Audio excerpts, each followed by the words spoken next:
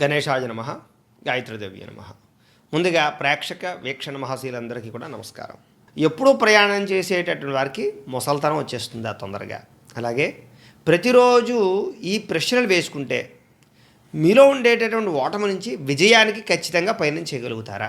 అలాగే తల్లిదండ్రులతో సమానమైనటువంటి వారు మన జీవితంలో ఎవరెవరు అనే విషయాన్ని చాణక్యుడు ఏం చెప్పాడు ఇప్పుడు మనం తెలుసుకునే ప్రయత్నం చేద్దాం. అధ్వాజర మనుష్యానాం వాజినాం బంధనాం జర అమైధనం జరాస్త్రీణాం వస్త్రాణామా తపోజ్వర.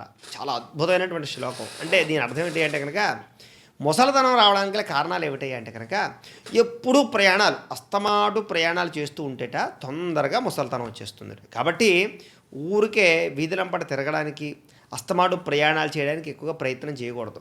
మన పూర్వీకులు కూడా ఏమిటయ్యా అంటే ఏదైనా అత్యవసరం అయితే పట్టణాలకు వెళ్ళేవారు, అత్యవసరం అయితే ప్రయాణాలు చేసేవారు. అప్పట్లో గుర్రపు బండ్లు, ఎద్దుల బండ్లు, లేకపోతే రకరకాల ప్రయాణాలు అంత విపరీతంగా ఉండేవి కావు.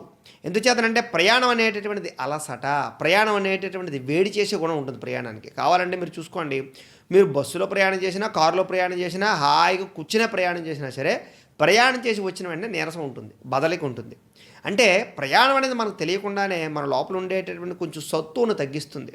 కాబట్టి ఇంట్లో కదలకుండా కూర్చునే వాడికి, కదులుతూ ఉండేవాడికి తేడా ఉంటుంది అని. కాబట్టి మనం ఎంత సుఖంగా ఏసీ లగ్జరీ వాహనాల్లో ప్రయాణం చేసినా కూడా ప్రయాణం అనేది మనకు తెలియకుండా శారీరక పరంగా కొంచెం, అంటే ఒక రకంగా చెప్పాలంటే కనుక శరీరం తెలియకుండానే కొంచెం దానివల్ల ఎంతో కొంత పీడనానికి గురవుతుంది, దానివల్ల ఎంతో కొంత శక్తి హీనుస్తుంది, దానివల్ల ఖచ్చితంగా మన జీవితంలో తొందరగా ముసలితనం వస్తుంది, వృద్ధాప్యం వస్తుంది అని. అందుకనే ఈ మధ్యకాలంలో వ్యాపారాల కోసం ఎక్కువగా ప్రయాణాలు చేయడం, బళ్ళు మీద ఎక్కువగా ప్రయాణం చేయడం, రోజు ఆఫీసులకి 10 కిలోమీటర్లు, 20 కిలోమీటర్లు, 50 కిలోమీటర్లు ప్రయాణాలు చేయడం. ఈ ప్రయాణాలు అనేటటువంటి మనం చేసేసి ఏదో సంపాదించేస్తున్నామే కానీ దానివల్ల ఏమిటయ్యా అంటే కనుక చాలా తొందరగా వృద్ధాప్యం వస్తుంది, ఆరోగ్యం పాడవుతుంది అనే విషయాన్ని ఇక్కడ క్లియర్గా చెప్తున్నాడు. కాబట్టి ఎక్కువగా ప్రయాణం చేయని జీవితాల్లో కొంచెం బాగుంటారు. కాబట్టి ఏదైనా ఉంటే కనుక ప్రస్తుతానికైతే కనుక కొన్ని రకాల ప్రభావాల చేత చాలా శాతం వర్క్ ఫ్రమ్ హోమ్లు ఎక్కువగా వచ్చేస్తూ ఉన్నాయి, కొన్ని వ్యవస్థలకి అనేక రకాలు మారుతున్నాయి. కాబట్టి ఏది ఏమైనా సరే ప్రయాణాలు ఊరికే అనవసరంగా చేయకూడదు, అదొకటి. అలాగే గుర్రాలను ఎప్పుడూ కట్టి ఉంచినా వాటికి ఏదో ముసలితనం వచ్చేస్తుందట. ఇప్పుడు మనం ఉన్నాం అనుకోండి, ప్రయాణం చేస్తే ముసలితనం, గుర్రాలకు అలా కాదు, ప్రయాణం చేయకపోతే తొందరగా ముసలితనం వచ్చేస్తుంది. అంచేత గుర్రం ఎప్పుడు కూడా పరిగెడుతూనే ఉండాలి. అందుకనే గుర్రం అంటే ఏంటి అంటే, గుర్రానికి మరొక పేరు ఏమిట్రా అంటే కనుక ఎప్పుడూ ప్రయాణం చేస్తూ చంచలత్వంగా ఉండేటటువంటిది అని అర్థం. కాబట్టి అందుకనే ఏదైనా ఉత్సాహాన్ని, చైతన్యాన్ని దేంతో పోలుస్తారంటే గుర్రంతో పోలుస్తూ ఉంటారు.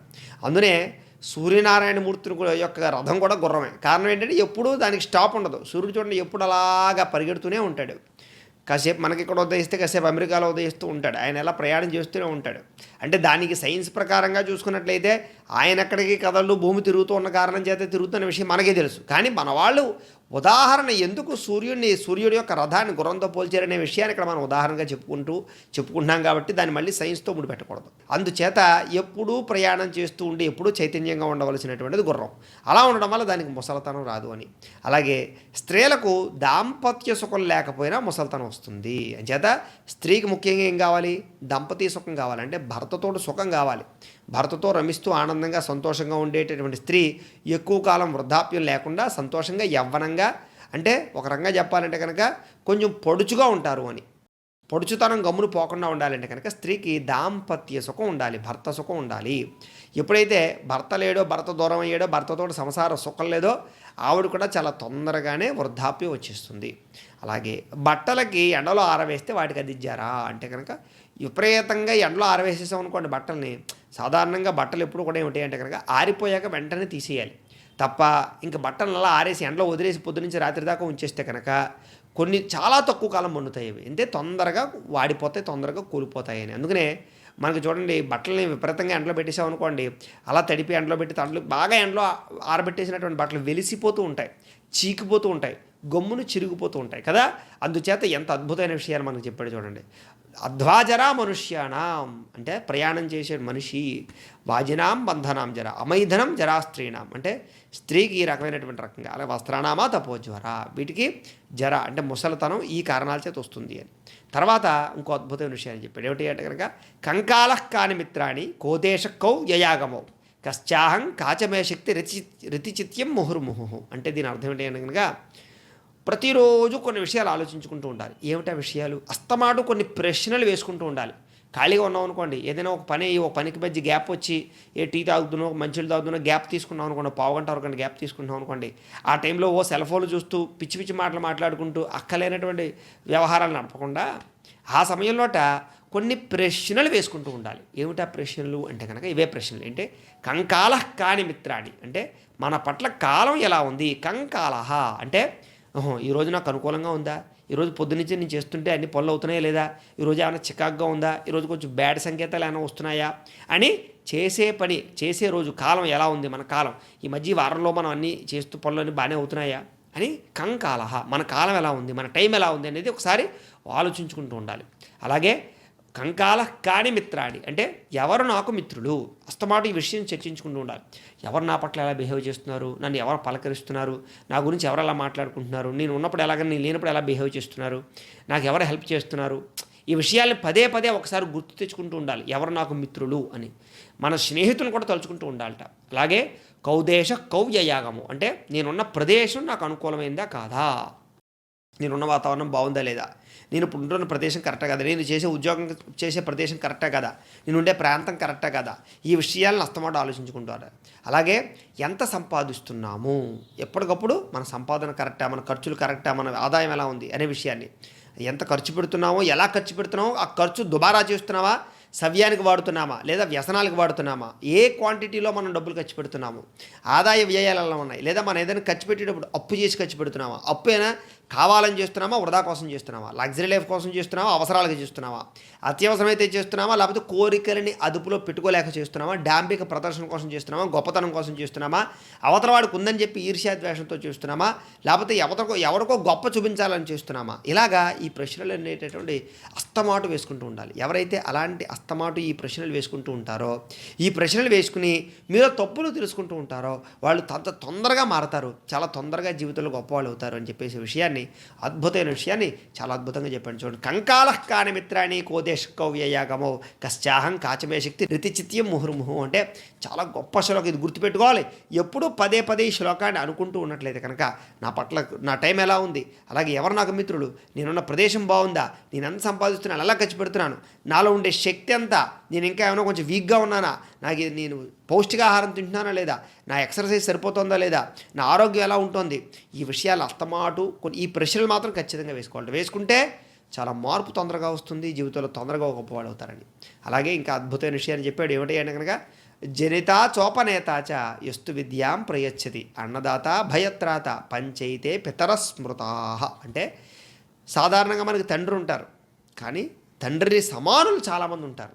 కాబట్టి కన్న తండ్రితో సమానమైన వ్యక్తులు ఎవరెవరు మన జీవితంలో అనే విషయాన్ని మనం తెలుసుకున్నట్లయితే కనుక సాధారణంగా మనకి తండ్రి ఎలాగో, ఒకవేళ తండ్రి లేకపోయినప్పుడు ఉపనయనం చేసినవాడు, అంటే ఒక్కొక్కసారి తండ్రి లేకపోతే అన్నగారు ఉపనయనం చేస్తూ ఉంటారు, మేనమావులు కూడా ఉపనయనం చేస్తుంటారు, పినతండ్రులు పెద్ద తండ్రులు ఉపనయనం చేస్తూ ఉంటారు, గురువులు ఉపనయనం చేస్తూ ఉంటారు, లేదా ఎవరో ఒకరు మన జీవితంలో మనకి తండ్రి లేకపోయినా మనకి ఉపనయనం చేసిన వాళ్ళు ఎవరైతే ఉంటారో, యజ్ఞోపేతం వేసి ధన్యం వేసి ఒడుగు చేసిన వాళ్ళు ఎవరైతే ఉంటారో వాళ్ళు కూడా మనకి తండ్రి సమానులు అవుతారు. అలాగే గురువు కూడా తండ్రి సమానుడే, అంటే మనకు చదువు చెప్పినటువంటి గురువు సాక్షాత్తు తండ్రితో సమానం. అలాగే అన్నదాత, మనకి అన్నదాత అంటే ఎవరు, అన్నం వండి పెట్టేవాడు, అన్నాన్ని పండించేవాడు, ఇద్దరు కూడా అన్నదాత అవుతారు.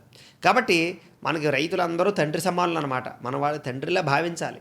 అలాగే మనకు అన్నం వండి పెట్టేటటువంటి వాడు, అన్నం పెట్టేవాడు, ఇప్పుడు అనాథ శరణాలయాల్లో అన్నం పెట్టేవాడు ఉండొచ్చు, లేకపోతే అనేక చోట్ల దానాలు చేస్తూ ఉంటారు అన్నదానాన్ని, అంటే అన్నదానం చేసే వాళ్ళందరూ కూడా మనకి తండ్రితో సమానులు అవుతారట. అలాగే భయం నుంచి రక్షించేటటువంటి వాడు కూడా తండ్రి సమానుడు. మనం భయపడిపోతూ లేకపోతే మన జీవితం ఏమిటని ఆలోచిస్తూ మనం బాగా భీతి చెందిపోయినప్పుడు మనల్ని రక్షించేవాడు కూడా తండ్రితో సమానుడు అని చెప్పాడు. చూసారా, అంటే వీళ్ళందరూ తండ్రి లాంటి వాళ్ళ తండ్రిలాగే భావించాలట. అలాగే తల్లి సమానులు ఎవరు మరి అంటే కనుక రాజపత్ని, గురోపత్ని, మిత్రపత్ని తథైవచ పత్ని మాత స్వమాతాచ పంచయిత మాతర స్మృతా. వీళ్ళ ఈ ఐదుగురు కూడా తల్లి సమానులు. ఎవరెవరు అంటే కనుక రాజపత్ని లేదా పాలకపత్ని అని కూడా అనొచ్చు. రాజపత్ని అంటే ఎవరు, రాజుగారి యొక్క భార్య. ప్రస్తుతం రాజులు ఎవరో మనకి పరిపాలించట్లేదు కాబట్టి ప్రస్తుతం మనల్ని పాలించే వాళ్ళు ఎవరు అంటే ప్రభువులు అనొచ్చు, లేదా మన ఎమ్మెల్యేలు, సీఎంలు, రాకపోతే మినిస్టర్లు, రకరకాల వీళ్ళందరూ కూడా, వీళ్ళ భార్యలందరూ కూడా మనకి ఎవరు తల్లితో సమానము. అయితే లెక్క ప్రకారంగా వీళ్ళందరూ మనల్ని పిల్లల్లా చూసుకోవాలి, కన్న బిడ్డల వల్లే చూసుకోవాలి. ఎవరు మనల్ని పరిపాలించే ప్రభువులు, వాళ్ళ భార్యలు కూడా. కానీ చూసుకుంటున్నారా అంటే కనుక చూసుకుంటారు. ఓట్లు ఎలక్షన్ వచ్చినప్పుడు బాగా చూసుకుంటారు, ఉత్తప్పుడు చూసుకోకపోయినా. అదొక పెద్ద సమస్య అయితే కనుక దాని గురించి చర్చించుకోవడం అనవసరం. కానీ వాళ్ళకి కాస్త ధర్మం తెలిస్తే ఈ రకంగా ఉండాలి అని. అలాగే గురుభార్య కూడా మనకి తల్లి సమానురాలే. కాబట్టి గురువుగారి యొక్క భార్యని సాక్షాత్తు తల్లిలా భావించాలి. అలాగే మిత్రుని యొక్క భార్య, ఇది చాలా గొప్ప విషయం, గుర్తుపెట్టుకోవాలి. మనకి స్నేహితులు ఉంటారు, వాళ్ళ భార్యను మనం రకరకాల కామ్యపరమైనటువంటి కోరికలతో చూడడం కానీ అలా మాట్లాడడం కానీ చాలా ప్రమాదం. ఇంచేతనంటే కనుక మిత్రుని భార్య మనకి ఏమవుతుంది అంటే కనుక సోదర సమానురాలు కూడా కాదు, తల్లి సమానురాలు అవుతుంది. అందుకనే తల్లితో పోల్చారు. సోదర సమానురాలు అయితే మళ్ళీ ఇంకా ఇంకొక విషయం, కానీ తల్లి సమానురాలు అయ్యిందంటే కనుక ఇంకా భావన ఇంకా ఎట్టి పరిస్థితుల్లోనూ కూడా చెడు భావన రావడానికి వీల్లేదు అని అంతలా పోల్చారు. మళ్ళీ అన్నగారి యొక్క భార్య వదిన కూడా తల్లి సమానురాలు అవుతుంది. అంచేత వీళ్ళందరూ కూడా తల్లి సమానులు, వాళ్ళతో చాలా జాగ్రత్తగా తల్లి అనే భావంతో ఉండాలి అని అర్థం. అలాగే అగ్నిర్దేవో ద్విజాతీనాం మునినాం హృదయదైవతం ప్రతిమా స్వల్పబుద్ధీనాం సర్వత్ర సమదర్శన. అంటే కనుక దీని అర్థం ఏంటంటే మొదటి 3 వర్ణాల వారికి కూడా అగ్ని దేవుడు అవుతాడట. సాధారణంగా మనం దేవుడు అనే విషయాన్ని, దేవుడికి పూజ చేసే విషయాన్ని ఏ వర్ణాల వారు ఏ రకంగా తీసుకోవాలి అంటే కనుక ఈ విషయం బాగా విజ్ఞులు, జ్ఞానవంతులు లేదా కొంచెం అవగాహన ఉన్నవాళ్ళు, వివేకవంతులకి బాగా అర్థమవుతూ ఉంటాయి. అంటే భగవంతుని చూడడానికి అనేక రకాల కోణాలు ఉంటాయి. ఇప్పుడు సాధారణంగా ఉన్నారండి 3 వర్ణాల వారు అగ్నినే దేవుడిగా చూడాలి అంటే కనుక బ్రాహ్మణ, క్షత్రియ, వైశ్యులు 3 వర్ణాల వారు కూడా వీళ్ళు అగ్నిని దేవుడిగా ఎందుకు చూడాలి అంటే కనుక దీని అర్థం ఏమిటంటే కనుక వాళ్ళు ఎప్పుడూ యజ్ఞాలు, యాగాది క్రతువులు చేయాలి, అగ్ని ఆరాధన ఎక్కువగా చేయాలి, రోజు ఇంట్లో హవిస్సు ఆవిర్భావాన్ని ఇవ్వాలి. ఇంట్లో రోజు కూడా అంటే వీళ్ళకి కొన్ని రకాల నియమ నిష్టలు ఉంటాయి. కాబట్టి ఖచ్చితంగా ఇంట్లో ఆ రకమైనటువంటి నియమ నిష్టలు పాటించాలి అని అగ్నిని ఆరాధన చేయాలి, రోజు హవనం చేయాలి వీళ్ళందరూ కూడా. అందుచేత ఏమిటి అంటే కనుక బ్రాహ్మలు, క్షత్రులు, వైశ్యులకి అగ్ని దేవుడు అవుతాడు. అంటే ఇంక వాళ్ళు ప్రత్యేకంగా విగ్రహాలు పూజ చేయక్కర్లేదు. విగ్రహాల దర్శనాలు, విగ్రహ ఆరాధనలు ఇవన్నీ కూడా దీనికన్నా ప్రప్రథమంగా చేయవలసింది వాళ్ళు ఈ యొక్క అగ్నిని ఆరాధన. రోజు హోమం చేయడం అనేది, హోమగుండం ద్వారా అగ్ని ద్వారా, అగ్ని జ్వాల ద్వారా సకల దేవతలు దర్శనం చేయడం అనేటువంటిది 3 వర్ణాల వాళ్ళకి చాలా ఇంపార్టెంట్. అలాగే మునులు ఉన్నారనుకోండి, వాళ్ళకి ఇంకా అగ్నిహోత్రం కూడా కాదు, వాళ్ళు హృదయంలోనే భగవంతుని చూస్తారు, తపస్సు చేస్తూ ఉంటారు, వాళ్ళ ధ్యాన సముద్రంలో మునిగిపోతూ ఉంటారు. ఆ తపోనిష్ట ద్వారా వాళ్ళు తెలియకుండా అంతర్లీనంగా అనేక లోకాలు దాటేస్తూ ఉంటారు. వాళ్ళు భూలోక, భూర్లోక, సువర్లోకాది లోకాలు దాటి వాళ్ళు సాక్షాత్ బ్రహ్మదర్శనాన్ని చేయగలుగుతారు. కాబట్టి వాళ్ళు హృదయంలో భగవంతుని దర్శనం చేస్తారు. అలాగే మిగతా వర్ణాల వారు ఉన్నారనుకోండి, ఇంకా సామాన్యులందరూ కూడా వాళ్ళందరికీ విగ్రహాలే దేవతలు. ఎందుకంటే వాళ్ళకి ఆ స్థాయి పరమైనటువంటి పరిపక్వత ఇంకా రాదు. కాబట్టి ఒకవేళ మిగతా వర్ణాల వారికి ఆ స్థాయి పరిపక్వత వచ్చింది అనుకోండి, రమణ మహర్షిలాగో, రామకృష్ణ పరమహంసలాగో, వాళ్ళు కూడా ఋషి సమానులు అయిపోతారు లేదా ముని సమానులు అయిపోతారు. కాబట్టి ఇబ్బంది ఏమీ లేదు. కాబట్టి ఈ రకంగా భగవంతుణ్ణి ఆరాధన చెయ్యాలి అనే విషయాన్ని, ఇలా అర్థం చేసుకోవాలనేటువంటి విషయాన్ని కూడా చాణక్యుడు మనకు తెలియజేస్తున్నాడు. కాబట్టి ఇంకా ఇలాంటి అద్భుతమైన విషయాలు మనకు తెలియజేశాడు. అవన్నీ కూడా తదుపరి వీడియోలో మనం తెలుసుకునే ప్రయత్నం చేద్దాం.